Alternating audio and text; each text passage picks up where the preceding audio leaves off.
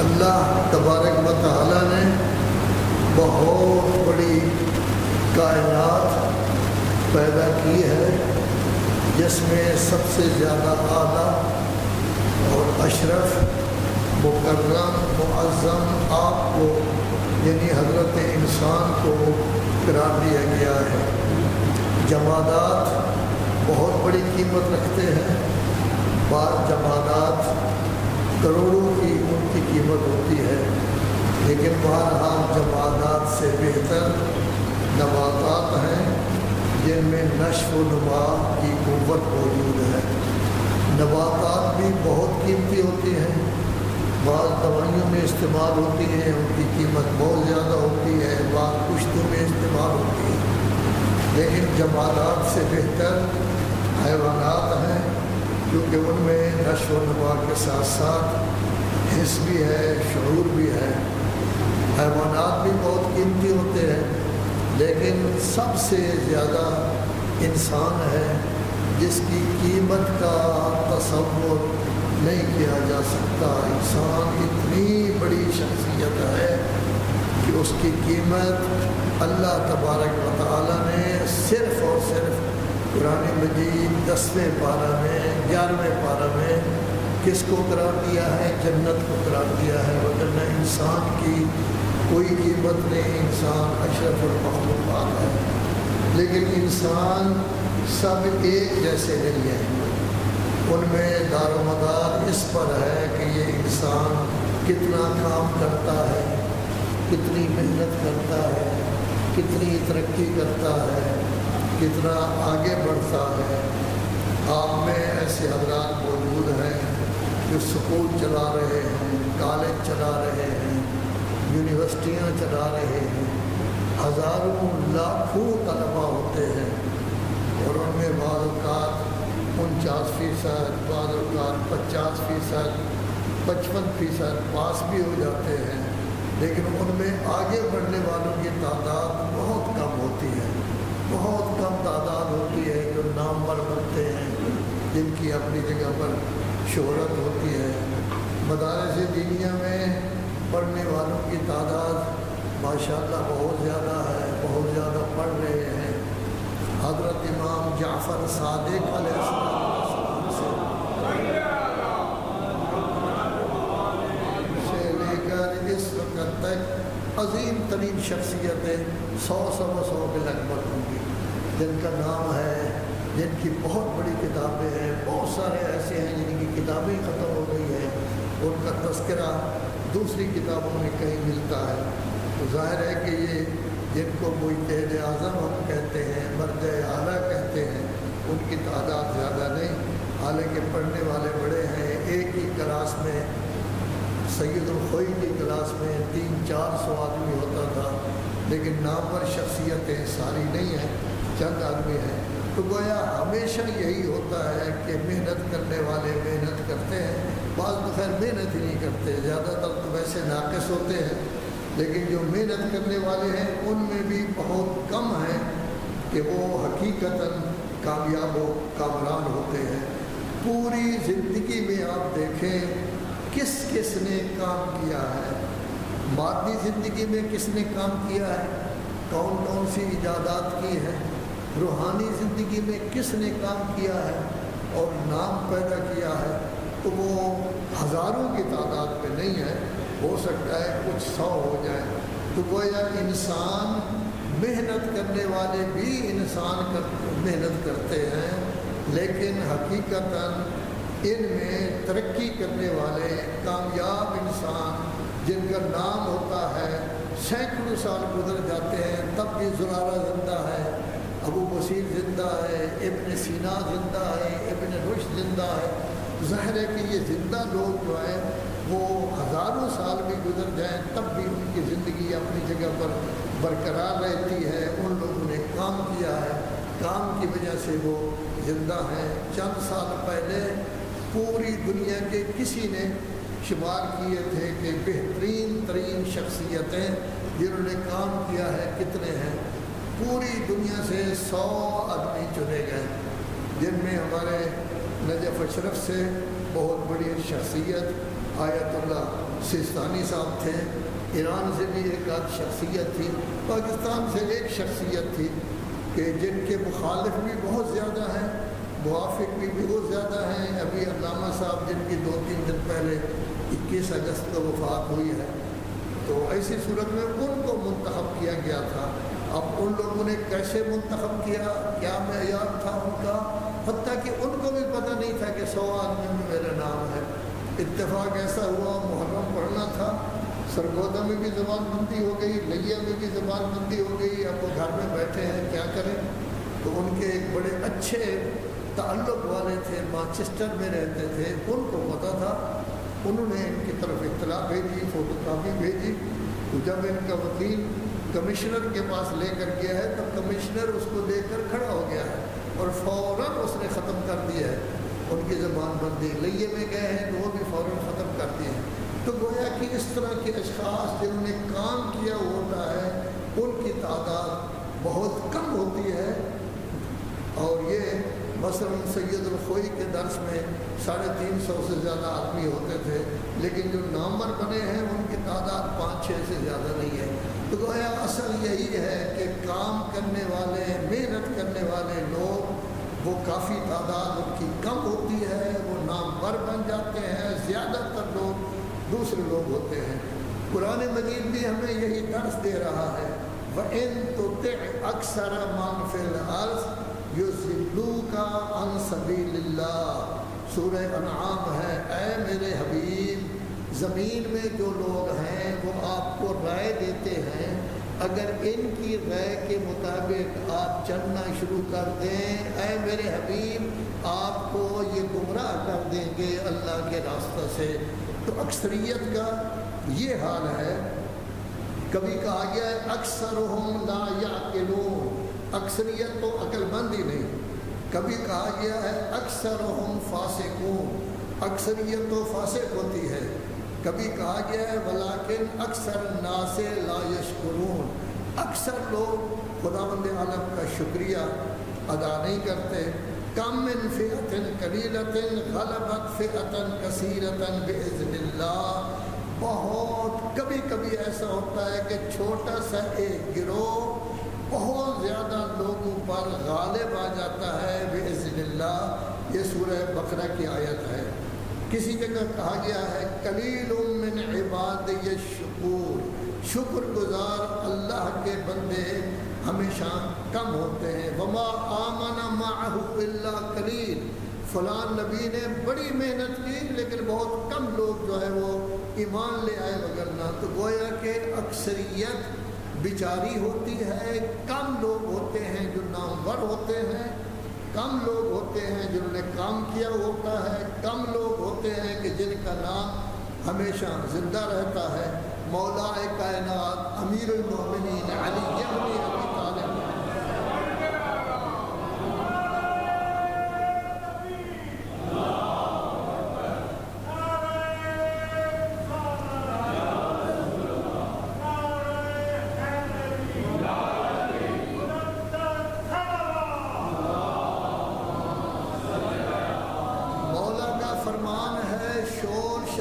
کرنے والے بہت زیادہ لوگ ہوتے ہیں، ہمجن رعاون، پیچھے پیچھے چلنے والے بہت ہوتے کم ہوتے زیادہ ہوتے ہیں۔ اتباع کل ناعق، جو بھی بلند آواز سے بات کرتا ہے تو اس کے پیچھے وہ لگ جاتے ہیں۔ یمیلون مع کل ریح، جس طرف کی ہوا چل رہی ہو اسی طرف ہو جاتے ہیں۔ تو اکثریت تو ایسی ہوتی ہے، اکثریت بہت کم لوگ ہوتے ہیں، ہر شعبہ حیات میں بہت کم لوگ ہوتے ہیں جو صحیح چلتے ہیں، اور وہ حقیقتاً ان کی کوشش ہوتی ہے کہ ہم جو بات بھی کریں وہ صحیح کریں۔ چنانچہ مولا کائنات امیر المومنین علی ابن ابی طالب کا فرمان ہے، لا تستوحشوا من القلہ، اگر حق پر عمل کرنے والے کم ہیں تو آپ وحشتناک نہ ہوں، آپ گھبرائیں نہیں، حق پر کام کرنے والے ہوتے ہی کم ہیں۔ تو ظاہر ہے کہ جب کم ہوتے ہیں تو انہیں اپنی جگہ پر کم ہونا ہوتا ہے۔ تو گویا اصل یہی ہے کہ اللہ تبارک و تعالیٰ نے 5 انگلیاں انسان کی برابر نہیں بنائی۔ ایک ہی باپ کے 2-3 بیٹے ایک جیسے نہیں ہوتے، ایک ہی باپ کی 2-3 بیٹیاں ایک جیسی نہیں ہوتی، ایک ہی باپ کی اولاد سب ترقی کرنے والے نہیں ہوتے، کبھی کوئی ترقی کر جاتا ہے، کبھی کوئی ترقی نہیں کر جاتا۔ تو امام یہ فرماتے ہیں کہ ہر آواز دینے والے کے پیچھے نہ دوڑو، لم یستضیئوا بنور علم، علم کی روشنی وہ آپ کو نہیں دے رہے، ان کے لیے کوئی ایسی معاملہ نہیں ہے کہ کسی اچھے ستون کو انہوں نے پکڑ رکھا ہو اور وہ کامیابی کی زندگی جو ہے وہ بسر کر رہے ہو۔ تو جب ایسا نہیں ہے تو گویا کہ کبھی کبھی یہ نہیں ہو سکتا کہ ایک ہی شعبہ کے تمام لوگوں کو کہہ دیا جائے کہ وہ بہتر ہیں، ہر لحاظ سے بہتر، کبھی ایسا نہیں ہو سکتا۔ یہ عقل کے خلاف ہے، فہم کے خلاف ہے، درک کے خلاف ہے۔ اللہ تبارک و تعالیٰ نے حضرت انسان کو عظمت دی ہے، لیکن تمام انسان برابر نہیں ہیں۔ بہت کم لوگ ایسے ہیں جو ترقی کرتے ہیں اور آگے بڑھتے ہیں۔ اللہ تبارک و تعالیٰ نے ترقی کے راز کے لیے سب سے پہلی چیز جو بیان کی ہے وہ علم ہے۔ علم ہوگا تو ترقی ہوگی۔ اب اگر ایک آدمی پرانے زمانے کا 4-5 جماعتیں پڑھا ہوا ہے، اس زمانے میں اس کی بڑی واہ واہ ہوتی ہے، ساری دنیا ان کے پاس آتے ہیں۔ جب خط پڑھنے والا کوئی نہیں ہوتا تھا تو وہ سب کے خط پڑھتا تھا، اس کا ترجمہ کر کے ان کو دیتا تھا۔ آج کل 5 جماعت چھوڑ کر کے 10 جماعت کی کوئی ویلیو نہیں ہے، ان کو بھی کسی چیز کا پتہ نہیں ہوتا۔ تو جتنا علم بڑھتا جائے گا اتنی ترقی بڑھتی جائے گی۔ اسی واسطے اللہ تبارک و تعالیٰ نے جب علم کا ذکر کیا ہے، اپنی کریمی کا ذکر بڑے عجیب انداز میں کیا ہے۔ اپنے آپ کو کریم نہیں کہا، اپنے آپ کو کہا ہے اکرم، یعنی سب سے زیادہ پر عظمت۔ کریم صرف نہیں، اقرأ وربک الاکرم، پڑھیں آپ کا رب بہت زیادہ کریم ہے۔ افعل التفضیل کا صیغہ ہے، الذی علم بالقلم، جس نے قلم چلانے کی آپ کو تعلیم دی، وعلم الانسان ما لم یعلم، اور انسان کو وہ تمام چیزیں بتا دی، طریقہ بتا دیا معلوم کرنے کا جس کو یہ انسان نہیں جانتا تھا۔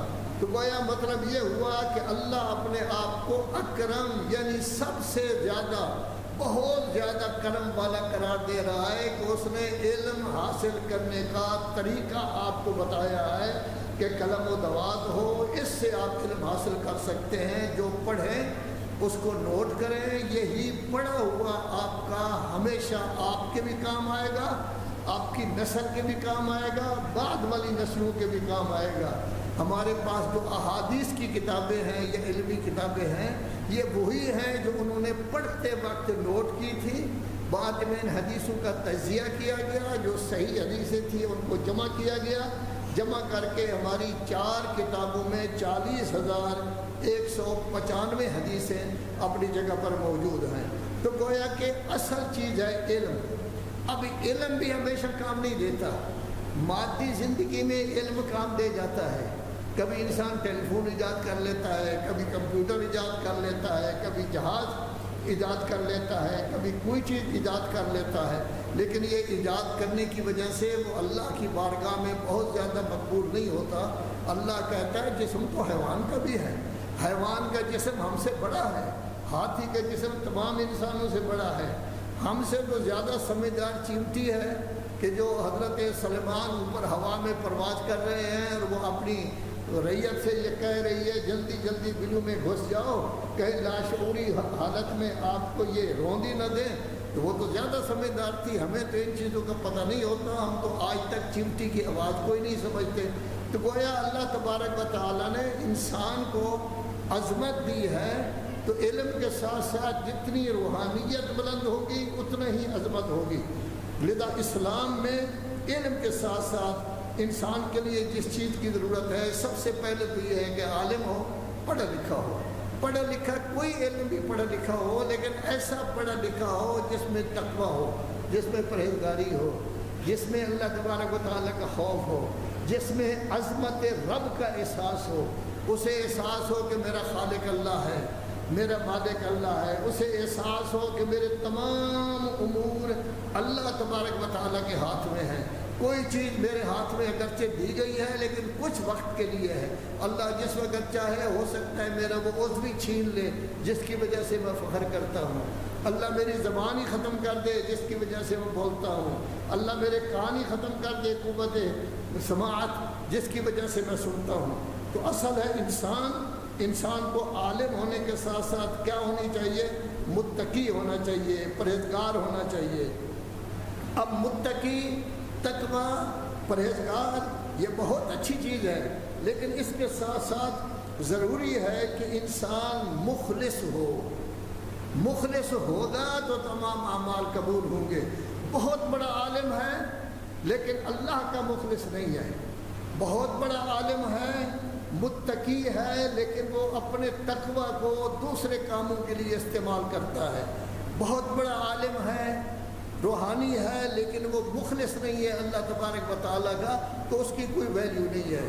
اصل یہی ہے کہ عالم بھی ہو، عالم ہونے کے ساتھ ساتھ متقی بھی ہو، اللہ کا بندہ ہو، اور ساتھ ہی ساتھ مخلص ہو، تو تب جا کے ایسی صورت میں اس کو یہ ہے وہ کہا جائے گا۔ کرتبہ کسی زمانے میں ہمارا مرکز تھا، جو اٹلی میں، جو اسپین میں موجود ہے، یہ ہمارا بہت بڑا مرکز تھا۔ وہاں 4 لاکھ کتابیں موجود تھیں جن سے استفادہ کرنے کے لیے لوگ جاتے تھے۔ بڑے بڑے کالج تھے، مدارس تھے جہاں پڑھنے کے لیے لوگ جاتے تھے۔ ابن رشد یہیں پلا بڑھا اور اس نے بہت زیادہ عزت جو ہے وہ پیدا کی ہے۔ تو اس زمانے میں یہ مرکز کن کا تھا؟ مسلمانوں کا۔ آج الٹ ہو گیا ہے، آج مسلمان پڑھنے جاتے ہیں انگریزوں کے پاس۔ اس زمانے میں انگریز پڑھنے آتے تھے مسلمانوں کے پاس۔ کیوں؟ کیونکہ اس وقت مسلمانوں کے پاس علم تھا، انگریز موجود گویا کہ مجبور تھے کہ مسلمانوں کے پاس آئیں۔ آج کل مسلمان بیچارے ہیں، مسلمان ہر آواز کے پیچھے دوڑنے والے ہیں۔ میں نہیں کہہ رہا، امیر المومنین فرماتے ہیں اتباع کل ناعق، جو بھی آواز بلند کرے اس کے پیچھے دوڑ پڑتے ہیں۔ سوچ کے سوتے ختم ہو گئے ہیں، یہ پتہ نہیں ہے کیا نہیں، حق کو باطل مل گیا ہے، پتہ نہیں چلتا، بلکہ انہوں نے اپنے اپنے معیار بنا رکھے ہیں جس کے مطابق چلتے ہیں۔ نتیجہ کیا ہے کہ علم میں پیچھے چلے گئے ہیں، اپنے اپنے مذہب ہم نے بنا رکھے ہیں، اپنے اپنے رواج بنا رکھے ہیں، اس کے مطابق چل رہے ہیں، لذا علم سے پیچھے چلے گئے ہیں۔ جب علم سے پیچھے چلے گئے ہیں، علم ان کے پاس ہے، وہ ہمیں روحانیت بھی سکھاتے ہیں، ہمیں وہ مادیت بھی سکھاتے ہیں، تمام چیزیں سکھاتے ہیں۔ ہم وہاں جاتے ہیں، اکثر اپنا دین دے آتے ہیں، ان سے کچھ نہ کچھ سیکھ کر دے وہ آ جاتے ہیں۔ تو پرانے زمانے کا الٹ ہو گیا ہے۔ کیوں؟ کیونکہ اس وقت ہماری سلسلہ جو ہے وہ اس طرح کا جو ہے وہ بن گیا ہے۔ تو اصل کیا ہے کہ آیا انسان اللہ کے دربار میں جھکنے والا ہے یا نہیں؟ بہت بڑا مجتہد ہو لیکن اللہ کے دربار میں نہ جھکے، اس کی کوئی ویلیو نہیں۔ بہت بڑا عالم ہو، اللہ کے دربار میں قلبی طور پر نہیں جھک رہا تو اس کی کوئی ویلیو نہیں ہے۔ بہت بڑا عالم ہے، اللہ کے ہاں مخلص نہیں ہے، تو ایسی صورت میں اس کی کوئی ویلیو نہیں ہے۔ تو گویا اصل یہی ہے کہ وہ اللہ کے سامنے جھکنے والا ہے، دل سے جھکنے والا ہے، قلب سے جھکنے والا ہے، مخلص ہے، اللہ کے علاوہ وہ اللہ ہی کو مانتا ہے، تمام امور کے لیے مسبب الاسباب اللہ ہی کو سمجھتا ہے، اس کے مطابق چلتا ہے، تو اس کے لیے کامیابی و کامرانی ہوگی۔ ہم اگر اپنی زندگی کو دیکھیں، ہم نے جو مذہب بنا رکھے ہیں، اس مذہب کے پیچھے ہم اس طرح چلتے ہیں کہ حق ایک طرف ہو گیا ہے، مذہب جو ہے وہ آگے ہو گیا ہے۔ حق کو کوئی نہیں دیکھتا کہ حق کیا ہے کیا نہیں ہے۔ ڈاکٹر طٰہٰ مصری بہت بڑی شخصیت تھے، نابینا تھے بیچارے، لیکن وزیر تعلیم بھی رہے ہیں اور جامعہ ازہر مصر کے باقاعدہ وائس چانسلر بھی رہے ہیں۔ بہت بڑی شخصیت تھے، بیٹھے ہوئے ہیں شاگرد، بات چیت ہو رہی ہے، سوچ رہے ہیں کہ رسول اعظم صلی اللہ علیہ وآلہ وسلم کے پاس کے بعد کیا ہوا؟ اب وہ دیکھ رہے ہیں ایک طرف بزرگان ہیں، کسی کی عمر 63 سال ہے، کسی کی 65 سال ہے، ایک طرف 30-32 سال کا جوان ہے۔ تو ظاہر ہے کہ جوان یہ کہتا ہے کہ رسول اعظم مجھے غدیر خم میں امامت و ولایت و حاکمیت دے کر گئے تھے، ظاہر ہے کہ یہ مسئلہ جو ہے وہ بیٹھے ہوئے ہے، کوئی پتہ نہیں چل رہا۔ وہ کہنے لگے اکثریت اس طرف ہے، یہاں چند آدمی ہیں، بزرگ وہ ہیں، ہمارے بزرگ اور یہ نوجوان ہیں، اب اس صورت میں کیا کیا جائے؟ تو ان کے ذہن میں خیال آیا، شاگردوں سے کہنے لگے نہج البلاغہ اٹھا کے لاؤ، جو مولا کائنات کے خطبات ہیں، نابینا تھے یہ، اٹھا کے لائے۔ انہوں نے دعا پڑھی، دعا کے بعد استخارہ کیا نہج البلاغہ سے۔ جب استخارہ کیا تو خود تو نہیں پڑھ سکتے تھے، شاگرد سے کہا دیکھو کیا لکھا ہوا آیا ہے، تو اس میں یہ تھا انا توفقون اینا تامہون، کیوں بھٹک رہے ہو، کیوں حیران پھر رہے ہو، وبینکم عطرۃ نبیکم، تمہارے درمیان تمہارے نبی کی عطرت اولاد موجود ہے، ایک وہم ازمۃ الحق، یہ اولاد حق کی مہاریں ہیں۔ جیسے اونٹ کی مہار بچے کے ہاتھ میں ہوتی ہے، وہ آگے آگے چلتا ہے، اونٹ پیچھے چلتا ہے، تو یہ اہل بیت نبوت حق کی مہاریں ہیں۔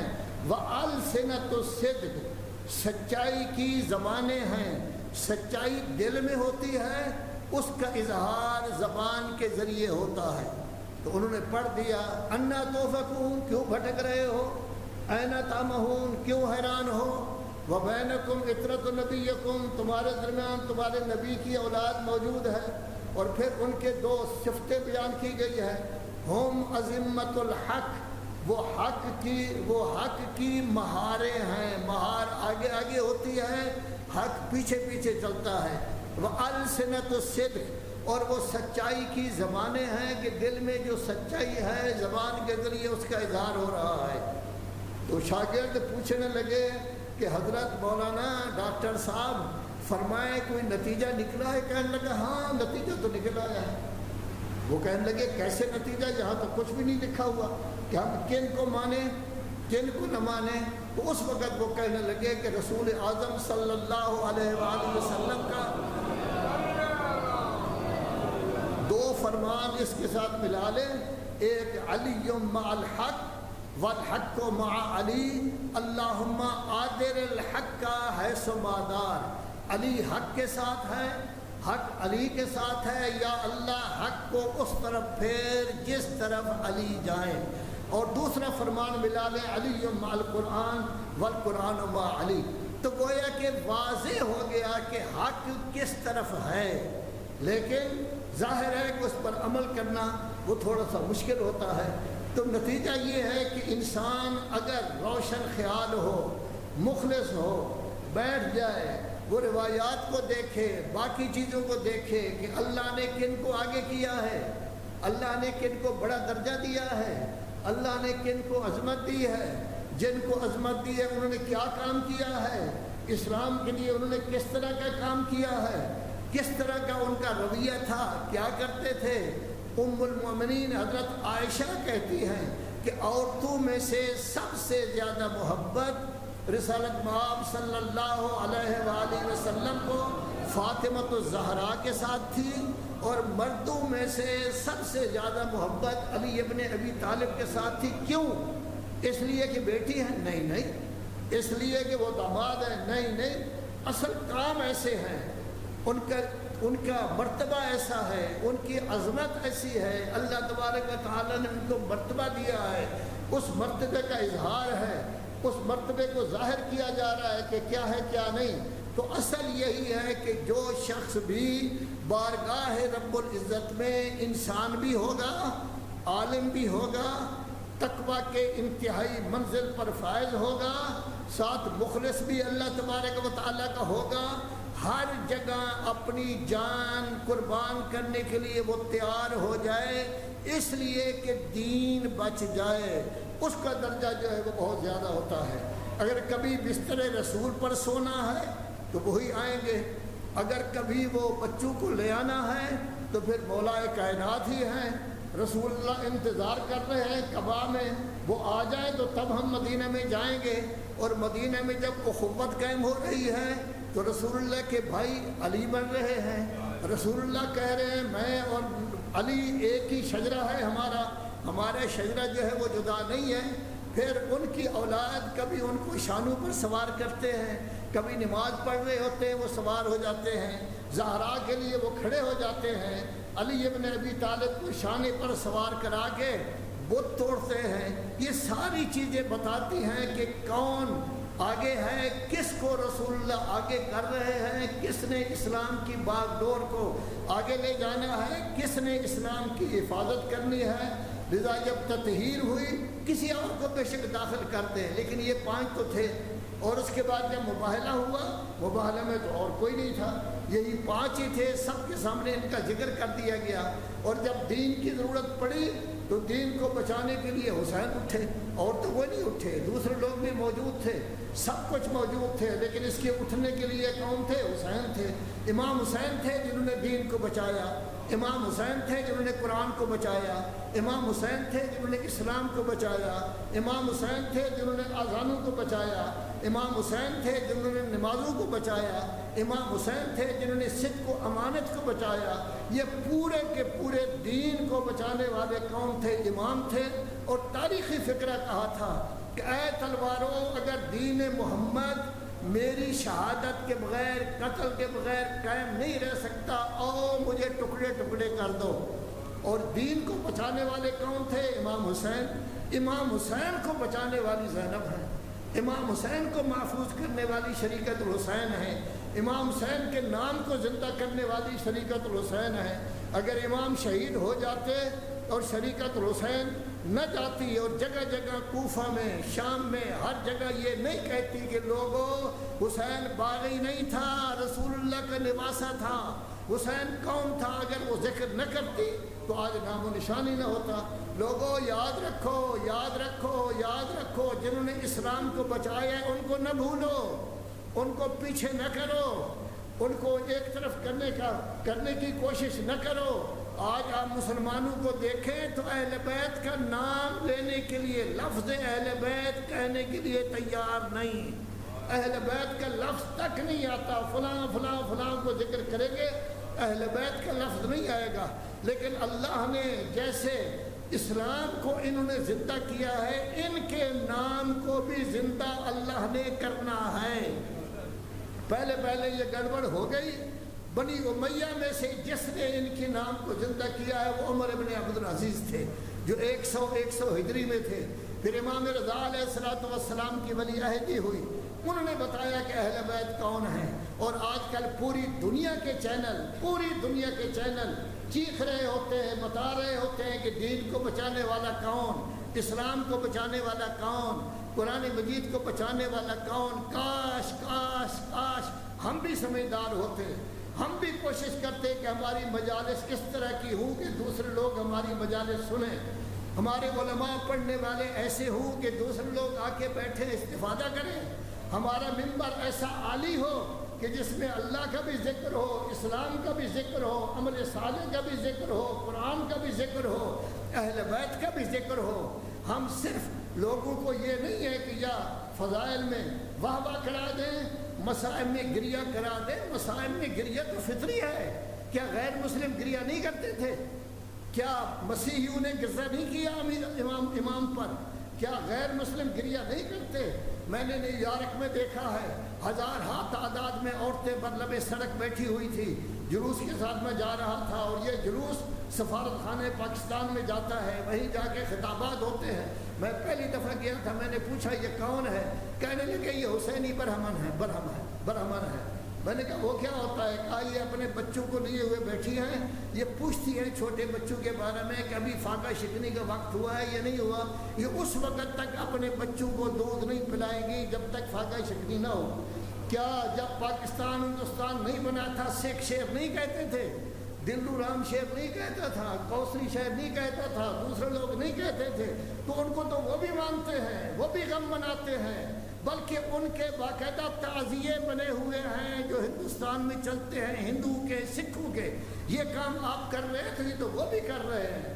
اصل آپ نے اس دین کو اجاگر کرنا تھا جس کے لیے امام نے جان دی، لیکن وہ دین اجاگر نہیں ہوتا۔ کروڑوں مجالسیں ہوتی ہیں لیکن اس میں دین اجاگر نہیں ہوتا۔